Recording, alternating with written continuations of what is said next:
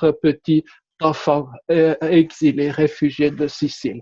Alors évidemment, comme il ne parle pas, les policiers ne savent pas quoi en faire et c'est là que se passe un moment saisissant, mais il faut faire très attention pour le remarquer dans le film, c'est que Don Ciccio prend une feuille, excusez, le petit Vito prend une feuille et il écrit sur la feuille Corleone, c'est le nom de son village. Les policiers le prendront pour son nom à lui, d'où son erreur de patronyme. Mais cela nous montre une chose, c'est que le petit Vito ne savait pas parler, mais il savait lire et écrire. C'est très courant dans l'autisme. Voyez. Bon, passons. Comme à l'époque, on faisait comme aujourd'hui, quand vous étiez face à un inconnu, vous le mettiez en quarantaine, donc il se retrouve en quarantaine, et ce genre d'environnement-là, lui, je dirais, lui sied davantage que le hangar avec des centaines de personnes, et il devient petit à petit adulte. Les années passent, et le voici chef de la mafia. Quand il est adulte, il conserve un certain nombre de handicaps. Par exemple, celui-ci. Il a un certain nombre de sensibilités sensorielles. Donc, lorsqu'il y a ces fameuses fêtes, voyez, où les gens chantent, dansent, etc., lui, il déteste ça. Il se réfugie toujours dans les intérieurs sombres. Voyez, et tout le génie du film Le Parrain, c'est cette alternance où la caméra, tout d'abord, adopte un angle non autistique, où vous voyez les fêtes, les danses, les gens qui s'amusent, et puis ça bascule en mode autiste avec les intérieurs sombres, et donc le nouveau parrain qui est là reclus chez lui. Vous avez aussi remarqué que le parrain de la mafia, il était un maniaque de la propreté, la propreté vestimentaire sur lui, mais aussi propreté chez lui. Vous voyez, il habite non pas dans une tanière de malfrats, mais dans un vrai château. Ce sont des bijoux d'esthétisme. Et ça, c'est relativement, je dirais, saisissant. Il a un goût esthétique, là encore. Vous avez remarqué sans doute qu'il avait un défaut d'élocution. La voix du parrain est très bizarre. Évidemment, personne n'ose se moquer de lui parce qu'il est adulte, parce que c'est le chef de la mafia quand même. Mais vous voyez cette pérennité des handicaps entre l'enfance et l'âge adulte. Mais le plus saisissant dans tout ça, c'est que quand il meurt, eh bien, premièrement, il meurt aimé. Il meurt aimé parce que pendant toute sa vie, il a suivi scrupuleusement des règles de conduite. C'était pas un malfrat. C'était quelqu'un qui, d'une certaine façon, était honorable. Ce n'est pas l'image que l'on a habituellement des chefs de la mafia. Et d'autre part, un autre point tout à fait saisissant, c'est que sous son leadership, la petite famille Corleone est devenue la famille principale de la mafia en Amérique. Peut-être que le management autistique pourrait fonctionner. Évidemment, c'est un exemple un peu taquin. J'ose espérer qu'il y ait bien d'autres façons pour les gens autistes de vivre et de travailler. Mais peut-être le temps qui m'était imparti est presque écoulé. Je me permettrai simplement de partager avec vous une dernière anecdote, une dernière image. C'est une anecdote, c'est une histoire que j'aime beaucoup. Donc je présente d'avance mes excuses aux personnes qui auraient pu déjà voir ces choses-là. Alors, c'est l'histoire d'un ami autiste à moi, un ami de très longue date que j'ai la chance de connaître depuis tant d'années.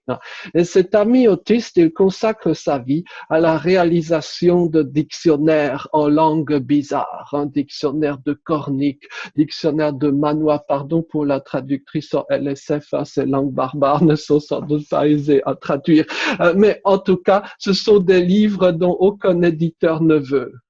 Et si jamais un éditeur les publiait, eh bien peut-être qu'il y aurait un exemplaire vendu par siècle. Et pendant toutes ces années, bien sûr, je me suis fait tant de soucis pour mon ami. J'avais peur qu'il ne finisse à la rue. Oui, beaucoup de personnes handicapées finissent clochards. J'avais aussi beaucoup de craintes et de peur que mon ami ne se suicide. Malheureusement, le suicide est une triste réalité très fréquente, pas que dans le monde de l'autisme d'ailleurs, dans le monde du handicap en général, on en parle très peu. Mais la chance a souri à mon ami. Il a trouvé une source de revenus. Comment a-t-il fait, vous me demanderez, mais en fait, c'est très simple. Il faut trouver un job où vous n'avez pas de concurrence. Si, par exemple, vous faites des études de lettres modernes, il y aura dans votre cursus universitaire 2000 autres étudiants dans le même cursus. Et quand vous postulerez à un emploi, vous aurez 2000 autres concurrents. Choisissez plutôt des études de vieil éthiopien. Parce que dans le cursus de vieil éthiopien, vous serez seul avec le prof. Et le prof sera ravi d'avoir un étudiant après 20 années de disette ou presque. Et le prof sera d'ailleurs au moins aussi bizarre que vous. Donc, il vous jugera normal. Et un beau jour, je sais que c'est méchant, mais c'est la vérité, un beau jour, le professeur de vieil éthiopien rejoindra l'autre monde. Et ce jour-là, un poste de prof de vieil éthiopien se libérera. Et même si l'université ne vous aime pas, même si vous êtes aussi mal coiffé que moi, et même si vous ne savez pas faire de nœud de cravate, l'université sera obligée de vous embaucher. Et c'est ce qui est arrivé à mon ami. Et il y a 1 an et quelques, il lui est arrivé quelque chose que jamais je n'aurais cru possible. C'est que mon ami est devenu papa. Et c'est là que les problèmes commencent. Alors, sur l'image, vous pouvez voir l'enfant, le fils de mon ami. À sa naissance, mon ami, le papa, a eu l'esprit envahi d'une pensée terrifiante. Et si son enfant n'était pas autiste? Imaginez d'avoir à la maison un enfant qui s'intéresse non pas à la morphosyntaxe du proto-élamite oriental, ni même à la formation de la heuristique stigmatique en sanskrit védique, pardon pour la traductiologue des signes, mais qui veut regarder TF1. Comment est-ce que vous voulez éduquer un tel enfant?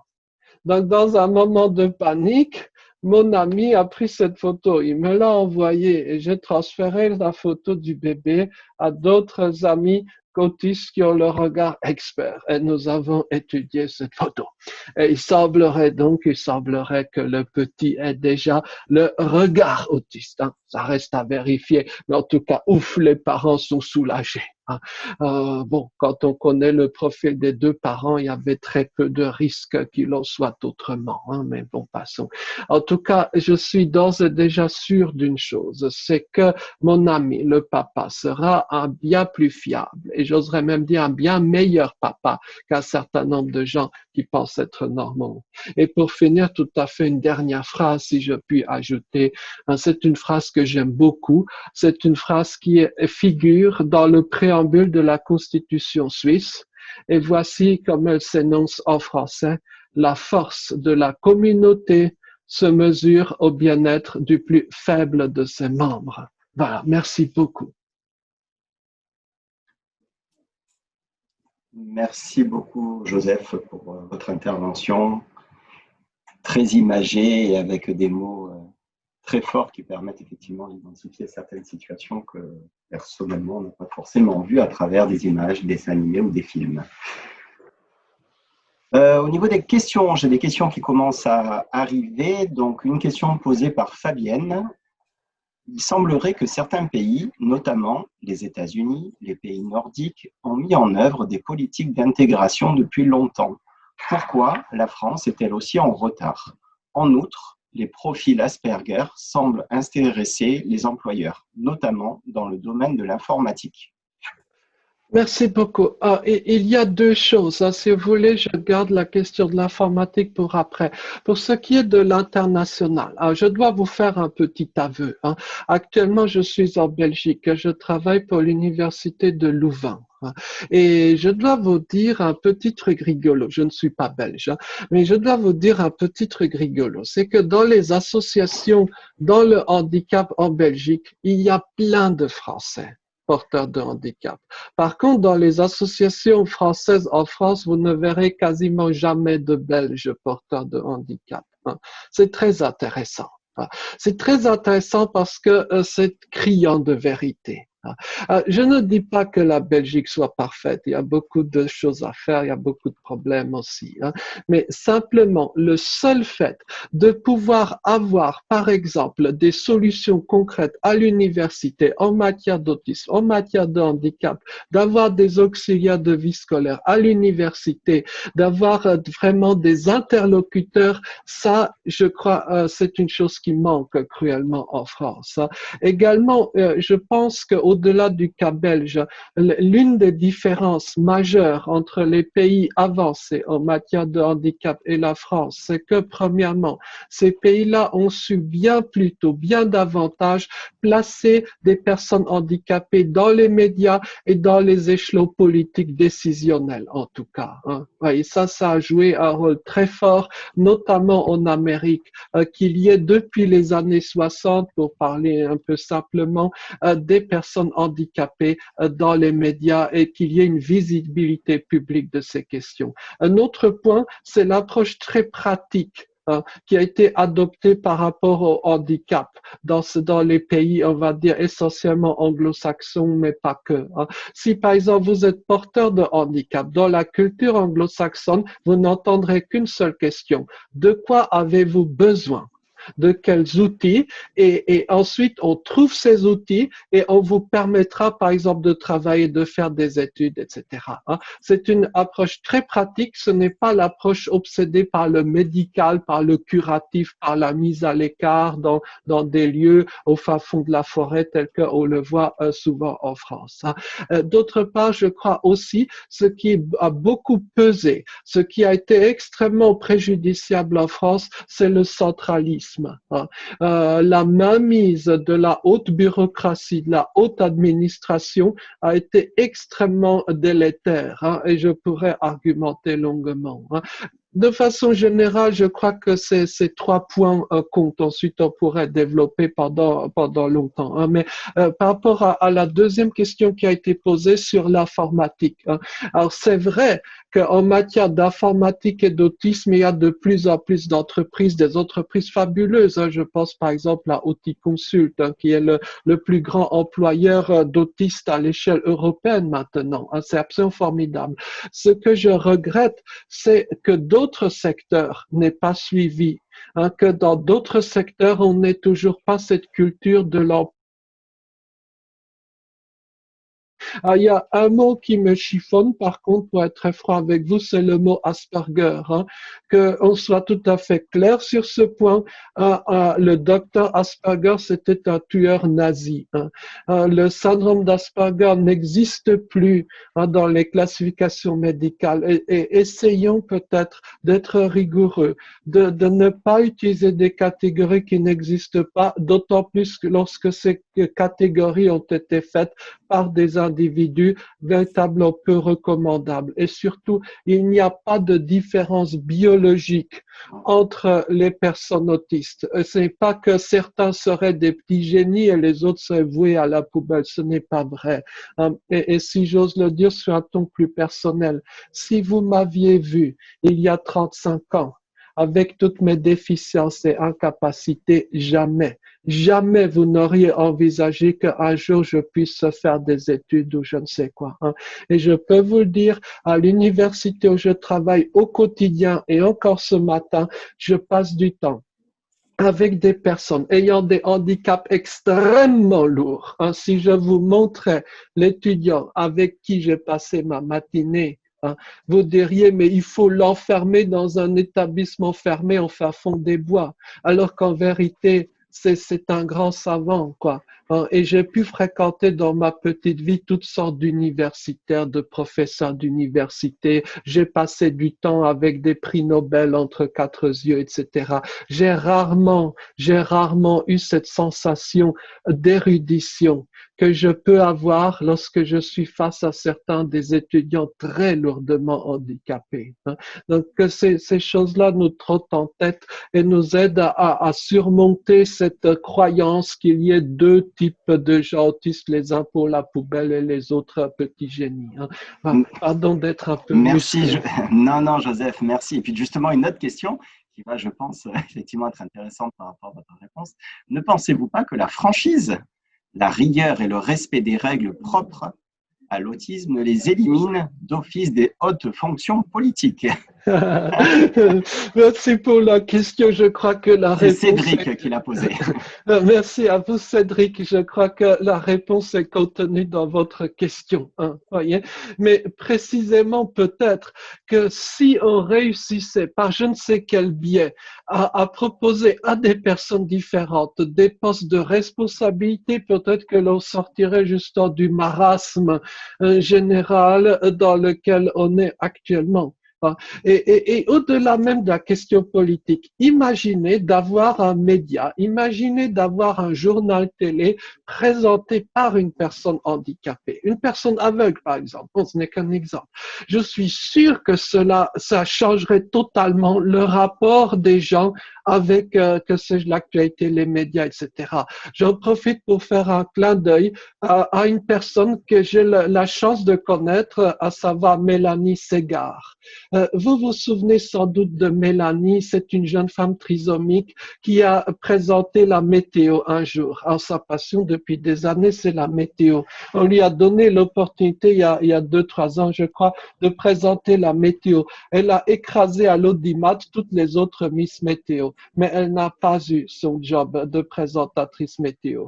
Pourtant, quand vous avez la chance de la rencontrer, et il y a quelque chose d'extraordinaire qui sort de cette personne. C'est une personne qui ignore ce qu'est le mal. Vous voyez, c'est très touchant.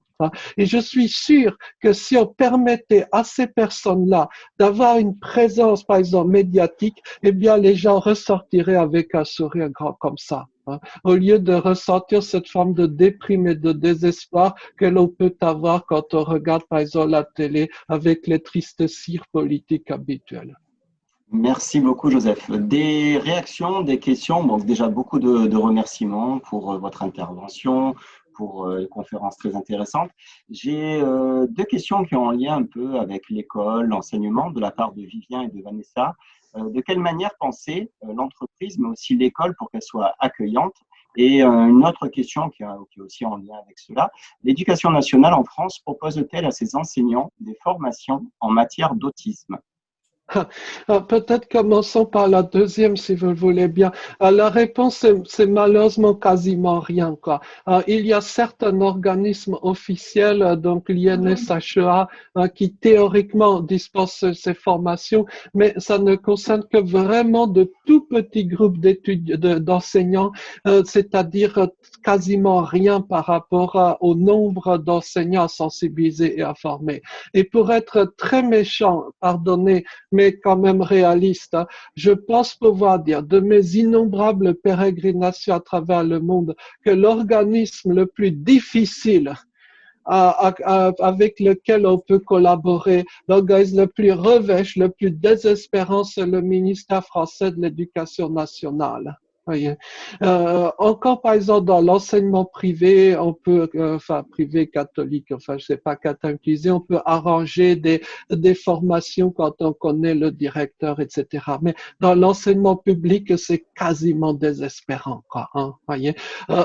Même si vous les faites bénévolement, c'est même pas une question d'argent, c'est véritablement le mammouth qui ne sait pas se gérer, quoi. Hein, voilà, il ne sait pas évoluer. Quoi. Par rapport, bien sûr, ma réponse est un peu désespérante, mais bon, ouais. Par rapport à la première question, donc comment faire évoluer l'école ou évoluer l'entreprise, vraiment de façon très sommaire. Hein. Il faut premièrement, dans les deux cas, qu'il y ait une sensibilisation, une formation des profs ou des collègues et des responsables d'entreprise à ces sujets-là. Hein. Il y a des outils très concrets pour permettre à chaque personne autiste, j'ai bien insisté sur chaque personne autiste, d'avoir un beau parcours scolaire, un beau parcours professionnel. Hein. C'est pas qu'une petite élite qui peut réussir. Non, tout le monde peut réussir. Ça, c'est très important comme message. Alors, par rapport spécifiquement à l'emploi, je pense qu'il faudrait enfin avoir un bon système de formation des accompagnateurs en matière professionnelle. Hein. Bon, si vous préférez le terme de coach, pourquoi pas, mais le mot coach est un peu utilisé à tort et à travers. Quoi, hein. En tout cas créer une culture d'entreprise favorable à l'autisme, à l'inclusion de la différence. Ça, c'est un premier combat. Un deuxième combat, c'est de repenser les procédures d'embauche. Les procédures actuelles d'embauche sont totalement délétères, excluantes pour les personnes ayant beaucoup de talent, mais qui n'ont pas, on va dire, le CV idoine ou celui que recherchent les recruteurs. Et là aussi, je crois que la France a un certain retard. Aux États-Unis, par exemple, il n'y a pas de culte du diplôme. Votre futur employeur se moque totalement de l'université que vous avez fréquentée ou pas. Votre employeur regarde vos compétences. On vous met derrière le poste informatique et vous devez faire le job et on voit si vous le faites ou pas. Voyez, cette approche très concrète à l'emploi, peut-être qu'on devrait s'en inspirer aussi. Bref, de façon générale, je dirais qu'il y a aussi malheureusement, notamment dans le secteur de l'autisme, un fossé entre le monde associatif et le monde professionnel. Vous voyez, le monde associatif dans l'autisme a été pensé pour les petits-enfants, ce qui est tout à fait respectable, honorable, nécessaire. Simplement, la question de devenir adulte, de devenir professionnel n'a pas du tout été pensée. Bon, j'essaye de faire très compact, excusez. Merci Joseph. D'autres questions en lien aussi, le milieu professionnel. Il y a, je vais essayer de recouper parce que c'est vrai que le temps passe. Virginie qui nous demande, vous avez dit que toute personne autiste peut avoir un devenir professionnel. J'ai beaucoup aimé cette phrase pleine d'espoir. Mais cependant, quand on est rejeté de tous les systèmes scolaires, professionnels, comment faire? Comment faire? C'est une très très bonne question. Je vous montre une image. C'est une façon de répondre par la pratique par un exemple. Voici une jolie photo. J'espère qu'elle va s'afficher un peu mieux. Vous voyez cette photo, c'est moi qui l'ai prise. C'est une plantation de vanille.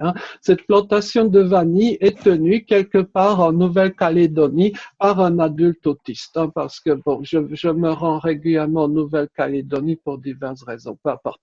Et donc, la particularité de cette plantation, eh bien, vous pouvez la deviner si vous regardez attentivement, c'est que la vanille est une liane verte, comme vous le voyez, et quelque part dans cette liane-là, il y a des fruits, les fameux fruits de la vanille, les gousses, si vous préférez, que vous devez récolter. Et c'est là qu'on retrouve l'autisme. C'est que les fruits de la vanille sont verts, de même que la liane. Donc, si vous êtes non autiste, vous passerez à côté des fruits. Par contre, si vous avez l'œil autistique et que vous voyez les détails, ben vous pourrez repérer tous les fruits sans exception et vous aurez une super productivité à la plantation. Voyez? C'est un exemple un peu taquin, mais ceci pour vous dire qu'il y a des métiers, il y a des activités auxquelles on ne pense pas, mais qui sont ouverts, qui existent pour les personnes différentes. Voyez, pour ne citer que deux ou trois de façon très rapide, l'entreprise Andros qui recrute des personnes autistes non verbales qui ne parlent pas, qui ont été exclues de tout, qui ont passé leur vie dans des asiles psychiatriques pour beaucoup. Eh bien, ces personnes-là aujourd'hui travaillent sous contrat ordinaire dans une usine de droit ordinaire, qui progressent dans leur carrière et qui ont une vie, y compris personnelle, de qualité. C'est du concret, vous pouvez leur rendre visite. Et je tiens à ajouter que je n'ai jamais reçu un centime de la part de Andros. Si je leur fais cette pub, c'est par conviction, pas pour l'argent. Voyez? Donc, d'une certaine façon, il y a beaucoup plus de solutions qu'on ne le croit, il y a beaucoup plus de métiers qu'on ne le croit. Simplement, je dirais que il faudrait faire une sorte de petite liste de ces jobs auxquels on ne pense pas. Par exemple, avec les animaux, avec la menuiserie, avec que sais-je, et peut-être créer un centre de formation des apprentis en lien avec l'autisme. Cela peut se faire. Il y a déjà des initiatives dans ce sens-là qui n'ont pas encore abouti, mais qui aboutiront, j'en suis convaincu. Il ne faut pas compter sur l'État ou le gouvernement ou sur Sophie Cluzel pour réaliser l'inclusion professionnelle. Il faudrait être fou pour compter sur ces gens-là. Non, les choses peuvent se faire uniquement par dynamisme de terrain et concret. Et puis, j'allais dire ma petite phrase habituelle, si vraiment vous êtes perdu, venez en Belgique, peut-être qu'il y aura des choses pour vous. Merci Joseph. Une petite question d'actualité en lien avec ce qu'on vit depuis le mois de mars. Question posée par Magali. Bonjour, comment est vécu le confinement et la crise sanitaire par les personnes autistes? Une très bonne question. Il y a plusieurs types de réactions. Il y a tout d'abord la réaction la plus usuelle, c'est laquelle on pourrait s'attendre, c'est que finalement, ces histoires de Covid sont une sorte de triomphe de mode de vie autistique, donc distanciation sociale, fermeture des lieux de perdition non autistiques, je pense aux bars, boîtes de nuit, tout ça, ça ferme, quoi. Voilà, le fait que vous puissiez vous protéger derrière un masque, car je dis protéger pas du virus, mais voyez cette sensation d'être bien couvert, quoi, qui peut donc être bénéfique pour beaucoup de gens autistes et ne pas devoir sortir dans des villes bruyantes. À ce niveau-là, j'allais dire, le Covid peut correspondre à un idéal autistique. Et il y en a certains qui, à ce titre, ont été tout à fait ravis de ne plus devoir aller dans des cantines bruyantes, etc.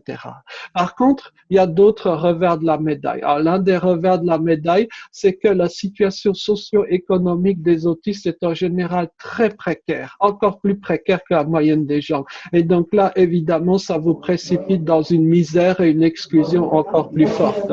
Autre réalité, malheureusement, c'est que vous risquez de perdre vos liens sociaux, vos liens amicaux, et ils sont souvent peu présents dans le cas des gens autistes. Donc, une désocialisation encore accrue.